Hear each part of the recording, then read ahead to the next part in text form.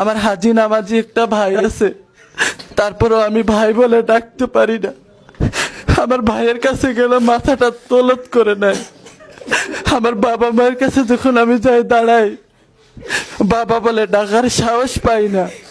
যদি বলে কেন আসছিস, দূর হয়ে যা, তুই আমার বাসায় ঢুকলে পাড়ার মানুষ আমাকে নানান কথা বলে যায়।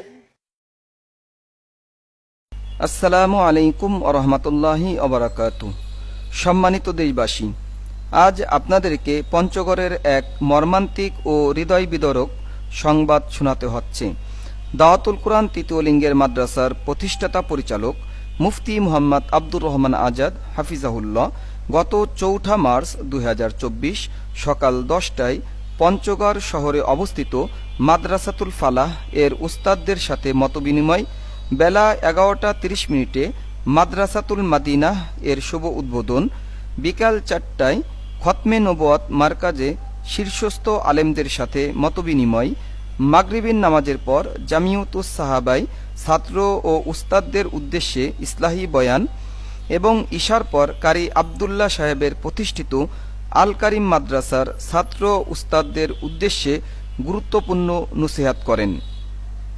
এ সময় মাওলানা খাইরুল ইসলাম, আলহাজ কারি আবদুল্লাহ, ডাক্তার নূরে আলম, মুফতি আব্দুর রহিম, মাওলানা মুখতারুল ইসলাম, মাওলানা অলিউল্লাহ, মাওলানা তালিব উদ্দিন, মাওলানা জুবায়ের সহ পঞ্চগড়ের শীর্ষস্থ আলেমগণ হুজুরের সফর সঙ্গী হিসেবে ছিলেন।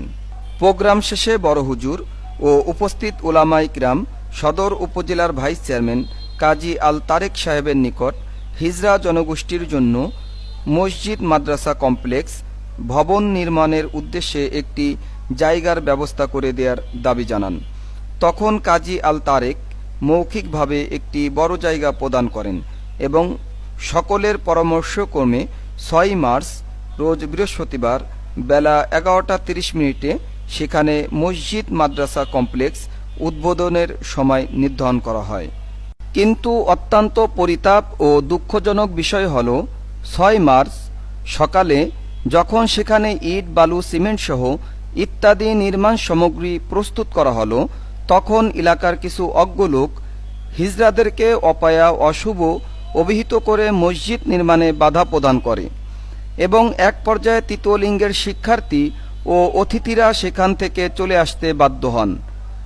এরপর পঞ্চগড়ের তৃতীয় লিঙ্গের শিক্ষার্থীরা উপজেলা ভাইস চেয়ারম্যান কাজী আল তারেক সাহেবের অফিসে চলে আসেন এবং তাদের জন্য মসজিদ মাদ্রাসা কমপ্লেক্স নির্মাণের ব্যাপারে জোর দাবি জানান।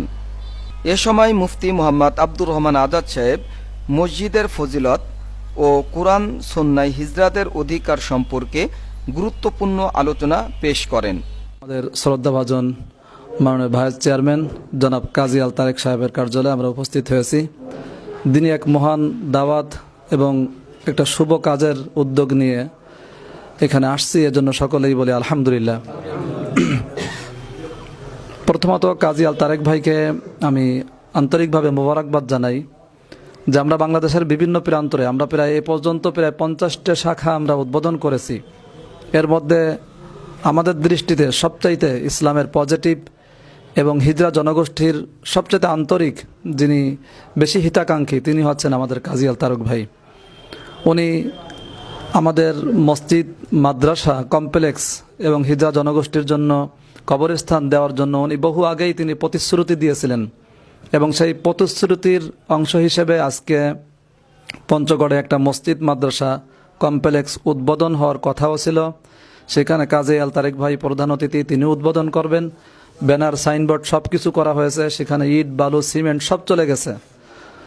তো দুর্ভাগ্যজনক বিষয় হলো যে এই জাতির, এই দেশের সাধারণ কিছু মানুষের দৃষ্টিভঙ্গি এখনো পরিবর্তন না হওয়ার কারণে তারেক ভাই যেটা বলেছে যে কুসংস্কারে তারা ডুবে থাকার কারণে তারা সেখানে মসজিদ মাদ্রাসা কমপ্লেক্স করার জন্য তারা প্রতিবন্ধকতা সৃষ্টি করতেছে।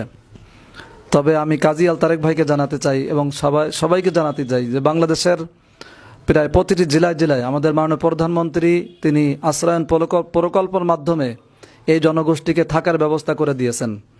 এটা বাংলাদেশের ইতিহাস যে তিনি প্রথম প্রধানমন্ত্রী মাননীয় শেখ হাসিনা তিনি প্রথম এই বাংলাদেশে তিনি হিজড়াদেরকে স্বীকৃতি দিয়েছেন এবং তাদেরকে আইডি কার্ড করার ব্যবস্থা করে দিয়েছেন, এটা অস্বীকার করা যাবে না। এবং তিনি প্রায় 64 জেলার প্রায় প্রতিটি জেলায় বিভিন্ন ঘর করে আশ্রয়ন প্রকল্প করে সেখানে এই জনগোষ্ঠীকে থাকার ব্যবস্থা করে দিয়েছেন, বিভিন্ন জায়গায় মসজিদ, মাদ্রাসা, কবরস্থানে জায়গা দিয়েছেন। ইতিমধ্যে আপনারা জানেন যে আমি আগামীকাল ইনশাআল্লাহ মোমেন শাহীতে যাচ্ছি এবং সেখানে আশ্রয়ন প্রকল্পের মধ্যে সেখানে 35টা ঘরও দিয়েছে এবং সেখানে বিশাল একটা জায়গা, কবরস্থান, মসজিদ, মাদ্রাসা কমপ্লেক্স, বিশাল জায়গাও দিয়েছেন। আগামীকাল সেটার উদ্বোধন হবে ইনশাআল্লাহ। আমি কাজী তারেক ভাইকে বলতে চাই যে এরা নিঃসন্দেহে আমাদের, আপনি বলেছেন যে এরা আমাদের সন্তান, যদি এদেরকে আমরা যদি এখন এই মসজিদ মাদ্রাসায় নামাজ পড়ার এতটুকু সুযোগ দিতে না পারি, এরা যদি নামাজ না পড়ে আর কিয়ামতের ময়দানে যদি আমাদেরকে যদি এরা দায়ী করে যে আল্লাহ আমি নামাজ পড়তে চেয়েছিলাম কিন্তু আমাদেরকে নামাজ পড়ার সুযোগ দেয় নাই, তাহলে সেজন্য আমরা যারা ক্ষমতায় আছি আমাদের এর দায়বদ্ধতা অবশ্যই থাকবে। আর এই জনগোষ্ঠী এরা আমাদের কলিজার টুকরো, আমাদের সন্তান। এরা যদি মারা যায়, এখনো পর্যন্ত যে অবস্থা আমরা দেখলাম, আজকের যে ঘটনা ঘটেছে সেটা খুব মর্মান্তিক, খুব বেদনাদায়ক, যেগুলো ভাষায় প্রকাশ করা যায় না। যে যারা নামাজ পড়ার জন্য এক টুকরো জায়গা চেয়েছে, সরকারি জায়গা, যার কারোর ব্যক্তিগত জায়গা না, নামাজ পড়ার জন্য, কোরআন শরীফ পড়ার জন্য সরকারি এক টুকরো জায়গা চেয়েছে, নিজস্ব অর্থায়নে নিজস্ব টাকা দিয়ে ইট কিনে সেখানে একটু খুঁটি গেড়ে আল্লাহকে সিজদা করবে। যেখানে কাজী তারেক ভাই যেখানে নিজের চেয়ারম্যান সেই জায়গার বরাদ্দ দিয়েছেন, সেখানে আজকে মসজিদ করতে দেয় নাই। এটা জাতির জন্য বড় দুর্ভাগ্য, বড় দুর্ভাগ্য এই জাতির উপরে। যে যেখানে উপজেলা চেয়ারম্যান, ভাইস চেয়ারম্যান নিজে জায়গা দিয়েছেন, সরকারি জায়গা বরাদ্দ দিয়েছেন, যেখানে আজকে সকাল 11:30 বেলা 11:30টায় যেখানে ভিত্তি স্থাপন হবে, সেখানে এলাকাবাসীর কিছু দুষ্কৃতী লোকেরা তারা একটা মসজিদ করতে দেয় নাই, মাদ্রাসা করতে দেয় নাই। আমি ওই এলাকাবাসীকে জানাতে চাই, আল্লাহর বিচারের কাঠগড়ায় তোমাদেরকে দাঁড়াতে হবে, হাসরের ময়দানে তোমরা এজন্য তোমরা পা বাড়াতে পারবে না। আল্লাহ তোমাদেরকে দুনিয়াতেও বেইজ্জতি করবেন, আখিরাতেও তোমাদেরকে বেইজ্জতি করবেন। আজকে মসজিদকে তোমরা বন্ধ করে দিচ্ছ, এই আল্লাহর জমিন থেকে মসজিদ, যেখানে আমার ভাইরা যেখানে সিজদা করে আল্লাহকে চিনবে, আল্লাহর কুদরতি পায়ে কান্নাকাটি করবে, সেখানে সেই মসজিদের জায়গা তোমরা বন্ধ করে দিয়েছো। যারা বন্ধ করেছো তারা অপেক্ষা করো, আল্লাহর লানত, আল্লাহর গজব তোমাদের উপর পড়বে। আর আরো অপেক্ষা করো, মৃত্যুর পর তোমাদের অবস্থা কি হবে সেটা আল্লাহই ভালো জানেন। এই জন্য আমি কাজী তারেক ভাইকে বলি, এই জনগোষ্ঠী এরা কখনো আপনাকে ফেলবে না, এরা কখনো আপনাকে ফেলবে না। নিঃসন্দেহে এরা আপনার কলিজার টুকরো, এদেরকে আপনি ভালোবেসেছেন, এরা আপনার পাশে থাকবে ইনশাআল্লাহ, আমি আশাবাদী। মুফতি আজাদ বলেন, হিজড়ারাও আল্লাহ পাকের বান্দা, আমাদের মতোই মানুষ এবং আমাদেরই একটি অংশ। তাই তাদেরকে অবজ্ঞা করা, পিতামাতার সম্পদ থেকে বঞ্চিত করা এবং নামাজ, রোজা ইত্যাদি পালনে বাধা দেয়া কোনোভাবেই জায়েজ নেই। মুফতি সাহেব হুজুরের আলোচনার সময় এমন এক হৃদয় বিদারক পরিবেশ সৃষ্টি হয় যা ভাষায় ব্যক্ত করা সম্ভব নয়।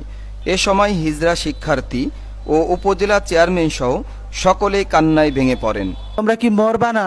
তোমরা কি কোনোদিন সেই 3.5 হাত মাটির কবরে ঢুকবা না? শুধু দুনিয়ার পথেই চিনে গেলা, আখিরাতের জন্য কিছু করবা না?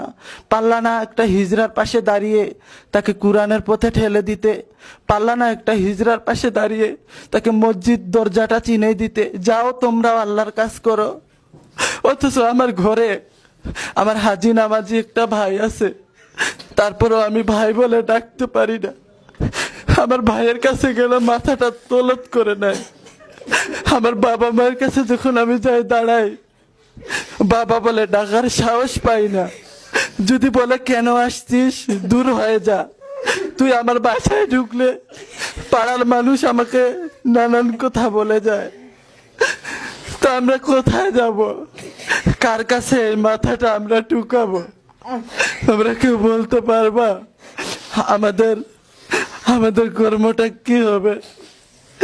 আজকে অনেক লোক আছে আল্লাহর কাজ করে যায়, তাদেরকে পথঘাটে দেখলে আমরা সালাম দেই, কিন্তু তারা আমাদের সালামটাও নিতে চায় না। যারা হিজড়া, এদের মুখ দেখলে আমাদের দিন ভালো যায় না। কেন? আমরা কি জন্ম থেকে কোনো পাপ করেছি? রব্বুল আলামিন আমাদেরকে কি, আমাদের গায়ে কি লিখে পাঠাইছে আমরা হিজড়া? আমি বেশি কিছু বলতে চাই না, আমি ছোট্ট একটা মানুষ। ছোট মুখে অনেক কথা বলে ফেললাম, এখানে আমার ছোট বড় আমার মুরব্বীরা আছে।